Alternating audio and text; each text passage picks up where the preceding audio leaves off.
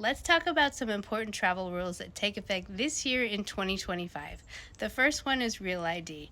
We've been hearing about Real ID for years and it kept getting pushed back because of COVID and other things. Well, now it's finally being implemented and that begins on May 7th, 2025. So, what does Real ID mean to you? It means if you plan to board a flight domestically in the United States, you will need to have a Real ID compliant ID in order to get on that flight. Your old driver's license or state ID is no longer going to count as a valid form of government ID. So, if you don't have a Real ID, the only other thing that's going to work is a valid passport. It's really easy to determine whether or not your ID is Real ID compliant. If you just look up in the corner, either the right or left corner, you should see a star there. If you have a star, you're good to go. You don't need to do anything else. There are actually a handful of states that are allowing you to have an enhanced ID in place of a Real ID.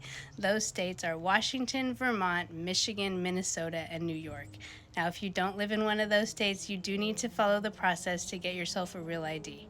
The other rule I want to talk about is the ETA. This is the Electronic Travel Authorization, and this is used for travel to or through the United Kingdom.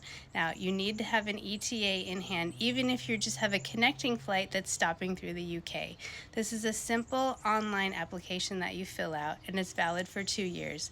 Once you have it in hand, it is linked to your passport and allows you to travel to or through the United Kingdom as many times as you want during a 2-year period.